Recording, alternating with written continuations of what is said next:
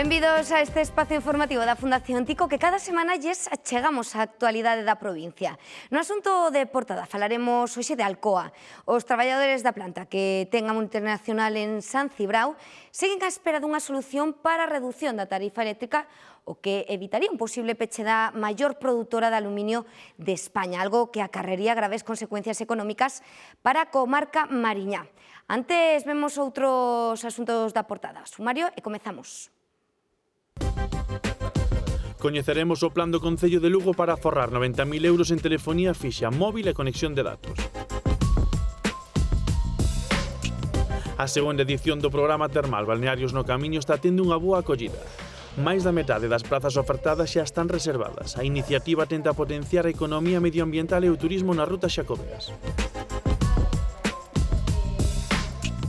Asociacións de pais de escolares da montaña crean unha plataforma para defender os seus dereitos contra os recortes que afectan a educación e o desenvolvemento no rural.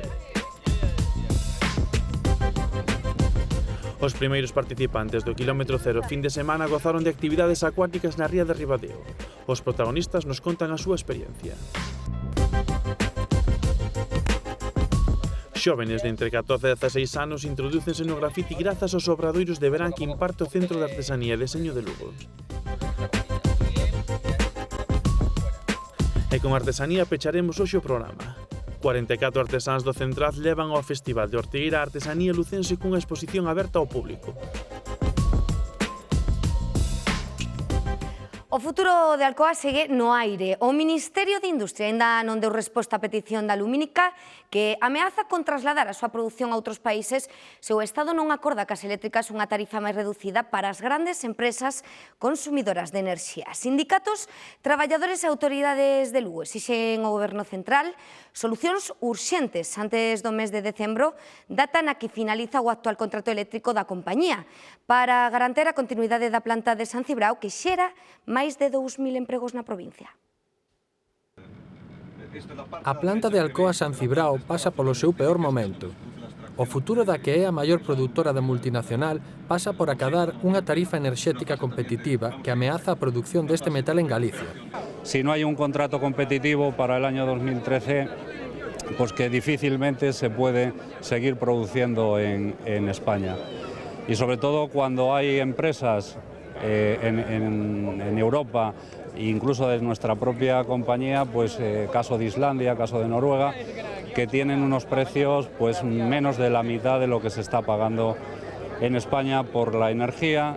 Nestes momentos, a empresa está á espera de que o Goberno Central acorde cas eléctricas unha tarifa máis reducida antes do próximo mes de decembro, data na que finaliza o actual contrato enerxético da compañía. No está habiendo movimientos, no está habiendo prácticamente negociaciones y esto tiene que estar, o se tiene que saber algo pues antes del mes de septiembre. A reacción dos cidadáns non se fixo esperar. As concentracións e protestas na rúa están cada vez máis presentes. A última marcha en Viveiro foi secundada por 4.000 personas entre traballadores, familiares, sindicatos e representantes de todos os grupos políticos. Creemos, ademais, que é unha voz que se ten que escoitar alta e clara en Madrid, no Goberno de España, non? De que para esta provincia é moi importante que Alcoa funcione e funcione ben, que todos esos máis de 1.000 empregos cas súas respectivas familias, máis as empresas auxiliares, é un verdadeiro pulmón e parte do outro da Mariña e, por tanto, da provincia de Lugo. E, desde logo, nós estamos aquí tamén para demandar das autoridades, do Goberno da Xunta, do Goberno Central, verdad, que tomen algún tipo de iniciativa que faga posible que non se perda, verdad, unha industria da importancia de Alcoa en esta comarca, non? Unha empresa fundamental non só para a Mariña, para os concellos de Xove e Cervo donde se asenta, sino para toda a Mariña, pero tamén para toda a provincia. Hai que recordar que supón o 30% do PIB da provincia. Entre todos temos que facer todo o posible para que poida seguir a súa actividade. Ese día, ata os comercios do centro da vila pecharon as súas portas en apoio á protesta. Toda unha comarca unida por un único fin, evitar un posible peche da Lumínica que suporía graves consecuencias para a economía da comarca. E nesta comarca, por desgracia, non temos ahora mesmo ningún outro sitio onde traballar. A crise xa levou consigo Muebles Hermida e outro tipo de empresas que daban pois máis de 100 postos de traballo e esta xa vemos como está. La factoría de Alcoa mantiene básicamente a a los niveles de producción de la comarca y necesitamos luchar por ella. Si Alcoa desaparece, si Alcoa se va, el 90% de la comarca se va con Alcoa. Na actualidade, a planta cervense está a producir 60 millóns de euros ao ano e mantén máis de 2.000 postos de traballo na provincia. A necesidade de reducir custes levou o Concello de Lugo a preparar seños concursos para a adxudicación dos servizos de telefonía e mantenimento dos equipos de informática. Para as arcas municipais, a medida suporá un aforro de 90.000 euros no gasto anual. Facer unha chamada dende unha oficina municipal, o uso do teléfono móvil e a conexión de datos será máis barata no Concello de Lugo. Para conseguilo, o Goberno Municipal vende a aprobar a contratación conxunta de todo o servizo de telefonía. Pois en líneas xerais un pliego conxunto de telefonía móvil e fixa que ata agora no Concello estaban separados en dos pliegos independentes e fundamentalmente os xuntamos para aforrar cartos. O aforro vai supor unha cuantía en torno aos 90.000 euros anuales que creemos que é importante para o Concello. O aforro de cartos permitirá ao Concello seguir potenciando a administración electrónica. Ora somos dos poucos concellos en España que temos un libro de decretos electrónico, que xa non hai papel para firma de decretos, todo facemos a través da administración electrónica e ora tamén estamos traballando para que todo o tema de xunta de goberno, todos os expedientes, tanto de xunta de goberno como do pleno municipal, vayan en formato electrónico, que todos os concejales podan consultar en formato electrónico todo este tipo de expedientes. Dende este centro de proceso de datos, levase a cabo toda a xestión e control do Concello. Xa que somos un dos concellos de Galicia que máis fibra óptica temos propia, iso nos permite tamén ter unha conexión de alta velocidade entre todos os centros do Concello. O obxectivo é conseguir que o vindeiro ano todos os procedementos de contratación se poidan facer dende a Plataforma Municipal de Digitalización Electrónica. Que é moi dinámica e que además... E cambiamos de tema. No seu primeiro mes de arranque, a segunda edición do programa termal que impusa a Deputación nos 4 balnearios dos Camiños está a ter unha gran acollida. Das 1.400 prazas ofertadas ata o mes de decembro, o 50% están xa cubertas. Os bons resultados obtidos ata o de agora confirman que a nosa riqueza termal e o patrimonio nos Camiños de Santiago son unha alternativa para reactivar a economía da provincia máis aló da celebración dos anos Xacobeo. Moitos lucenses maiores de 50 anos xa están a gozar dos beneficios das augas medicinais nos balnearios da provincia, grazas aos paquetes termais que ofrece o programa Saúde e Benestar no Camiño, que contan con descontos de ata 43 euros. Das 1.400 prazas ofertadas ata o mes de decembro, a metade xa están ocupadas. Que máis do 50% das plazas que tiñamos ofertadas, en torno a 1.400 para os 4 balnearios da provincia de Lugo, o balneario de Guitiriz, o balneario de Palas de Rei, o balneario de Aguas Santas en Pantón e máis o de a capital de Lugo, o das Termas Romanas, pois xa temos coberto o 50%. O presidente provincial e a deputada da Terra Chá visitaron esta semana a un grupo de participantes aloxados no balneario de Guitiriz. Que esa opción de que os que son daqui conozan o daqui, porque estaban moi afeitos a ir a balnearios de fora, pero non conocían os da provincia de Lugo, e que a forma de encardinar precisamente o potencial dos camiños de Santiago co potencial das augas mineromedicinais, que non as ten calquera. Os participantes valoraron o programa. Penso que é unha oportunidade que nos dan para poder facer estas cousas e debemos de aproveitala. Outros incluso repiten experiencia. Quedamos tan encantados de estar aquí con as compañeras que viñemos, que, bueno, dixemos próxima vez que tuviéramos a ocasión, aquí volvemos, e tuvemos un pouquiños días, pero viñemos encantados de volver por aquí. Aínda quedan vacantes para porse a remollo e pasar uns días de descanso nestas zonas de gran riqueza medioambiental, situadas ao pé dos Camiños de Santiago. Semana de recortes. As asociacións de pais de alumnos de 7 colexios da zona crearon esta semana a Plataforma pola Defensa da Montaña. O colectivo xurde co fin de loitar contra a eliminación de unidades escolares e prazas de mestres plantexada pola Consellería de Educación, pero tamén contra outros recortes económicos que consideran discriminatorios para os municipios do rural.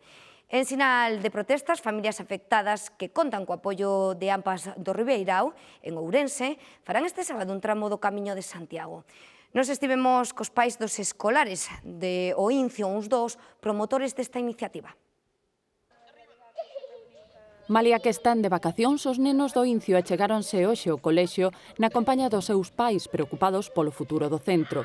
Os seus proxenitores están dispostos a loitar xunto ao resto de AMPAs da montaña contra a supresión de unidades escolares e mestres. A xente que vivimos na montaña nos sentimos atacados nas nosas bases, no principal e no fundamental, nos servicios básicos. Primeiro, con respecto aos nenos, porque están en desventaxa con respecto aos nenos da cidade. E despois a nivel sanitario, a nivel de legislación sobre montes. É dicir, a sensación que temos é que nos queren botar e que lle queren roubar o futuro aos nosos fillos. Neste colexio, o vindeiro curso estudarán 24 alumnos agrupados en dúas clases, unha para nenos de 3 a 7 anos e outra para os de 8 a 11 anos. Ademais, quedan sen profesor de educación infantil. O sea, que nos quitaron unha aula, o sea, unha unidade, e ademais nos queren quitar xa o profesor que lle toca aos precisamente os de infantil, co cual non se beneficia nin uns nin outros, porque nós pensamos que os nosos fillos que estamos aquí, que queremos vivir aquí, teñen os mesmos dereitos que calquera outro pequeno pode vivir en un Sarria, un Monforte ou unha cidade incluso máis grande. Ana é a nai dunha nena de 4 anos que o vindeiro curso terá que compartir aula con rapaces maiores ca ela, os que atenderá un mestre de primaria. E, bueno, a min afectaríame que non tuveron a profesora de educación infantil porque repercutiría moito na súa educación. Pedimos que nos deixen unha experta en educación infantil. Nas súas reivindicacións, as familias do Incio contan co apoio do Concello. Entón, o que se está pedindo é que todos os nenos do rural teñan as mesmas condicións que os nenos das cidades. Dende o Concello, bueno, pues, estamos colaborando activamente cos pais do Incio e ca APA. En todas as actividades que fagan nos vamos a sumar. Os pais do Incio están dispostos a non volver cos seus fillos ao colexio se a Consellería de Educación non dá marcha atrás.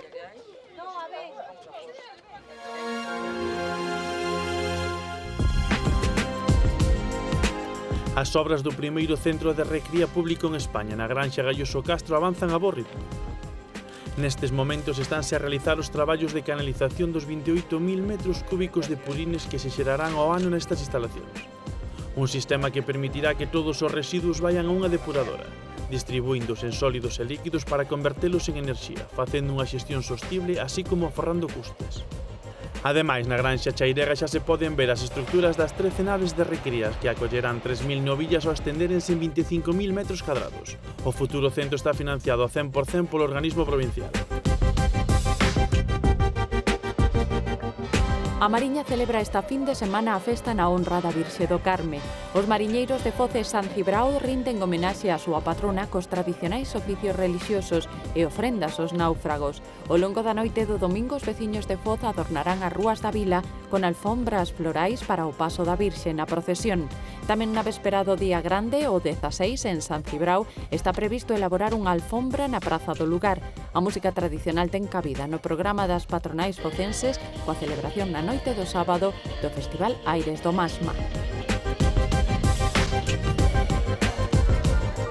Dende o vindeiro luns día 16 e ata o xoves día 20, Burela acolle o 5º seminario de jazz e música moderna, organizado pola Asociación Mariña Jazz Amayas. Este colectivo sen ánimo de lucro naceu este ano co fin de manter o evento que se ven celebrando na localidade mariñá dende o ano 2008. Nesta edición incorpórase 2 novos profesores, o violinista de Milladoiro, Harry C. e Rubén Salvador, un dos trompetistas máis relevantes do momento. A Fundación T colaborará na difusión do seminario de jazz en virtude dun convenio que vende asinar con Amayas.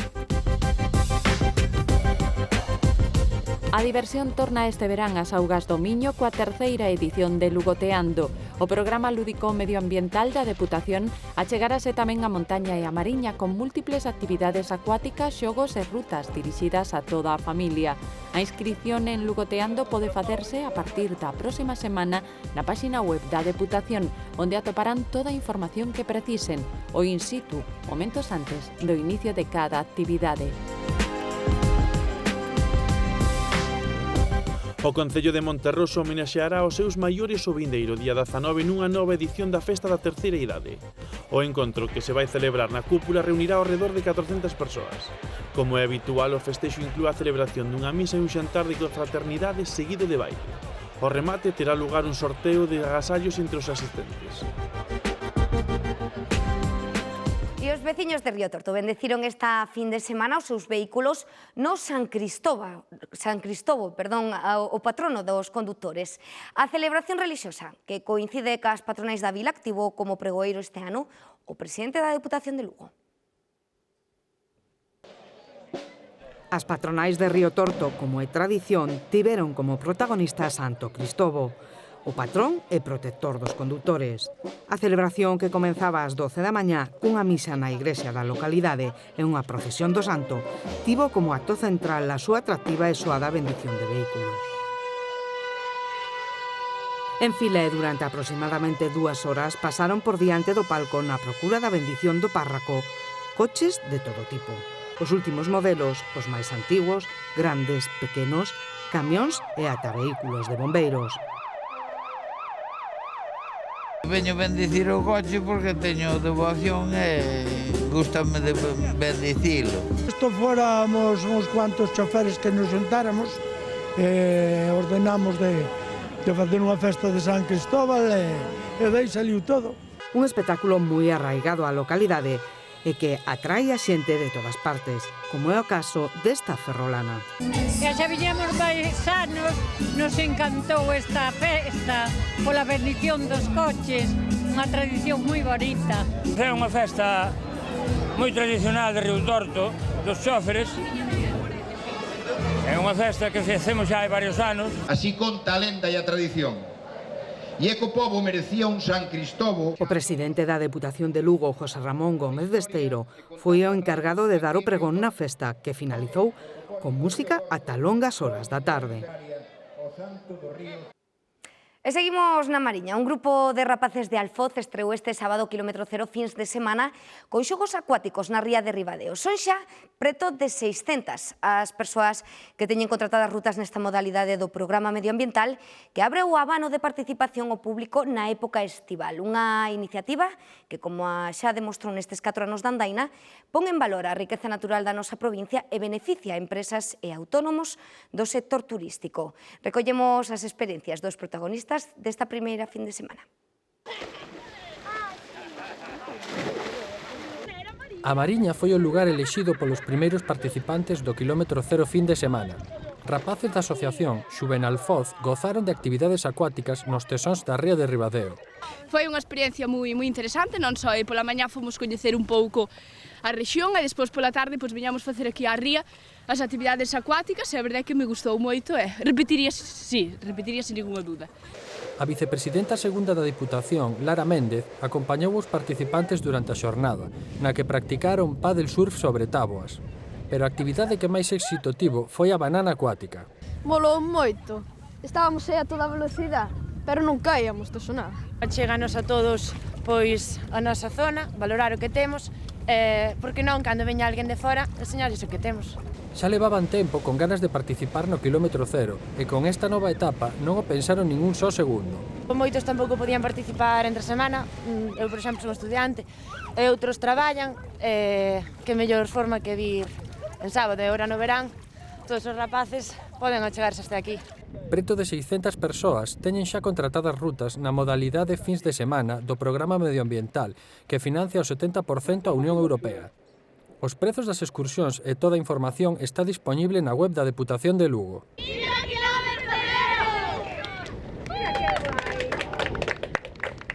E outros rapaces lucenses, de entre 12 e 16 anos neste caso, convertéronse esta semana en grafiteiros nos cursos de verán que imparte o Centro de Artesanía e Deseño de Lugo. O centro ampliou a súa oferta formativa máis aló da tempada escolar co fin de introducir os rapaces na tradición artesanal e axudar a conciliación da vida familiar e laboral nestes meses vacacionais. Vamos a controlar la presión del bote de spray, la fuerza con la que trabajamos, ¿vale? Y vamos a hacer, pues, distintos círculos. Máscara, guantes e spray en man para introducirse no arte do grafiti. E para ser un bon grafiteiro hai que ter... Un grafitero tiene que tener ganas de pintar y de hacer unas cosas de carácter siempre creativo, ¿no? Habilidades que están amosando con creces estes rapaces lucenses de entre 12 e 16 anos no curso gratuito que inclúe por primeira vez o Centro de Artesanía e Deseño da Diputación na súa programación de verán. Hai que colocalo de distinta maneira, segundo onde pintes. decía... Sobre paneis de DM, deixan a súa pegada achegándose un pouquiño máis a esta técnica pictórica sen límites que naceu nos anos 60 en Nova York. Sí, unha liberdade de expresión, porque podes facer o que che gusta. Tú, mira, espera un poquito, a ver. Mira, así. Fíjate la presión, ¿vale? A mí gustaría ser un grafitero, es que... Ademais do grafiti, o centro imparte 12 obradoiros este verán para chegar a tradición artesá aos máis novos, con alternativas máis modernas como a esta, e así axudar a conciliación familiar no período vacacional.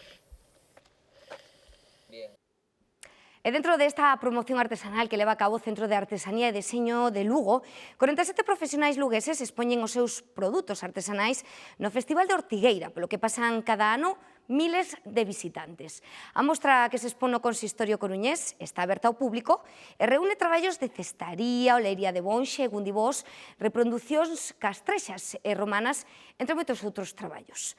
A mostra tamén abre unha programación de exposicións itinerantes coas que o Centro da Deputación quere potenciar e abrir novas oportunidades de comercialización o sector artesanal lugués. Quedan cas súas imaxes. Nos despedímonos ata vindeira tempada. Seguiremos aquí, recollendo as festas e actos máis clamados deste verán na provincia. Que pasen un feliz verán. Grazas pola súa atención.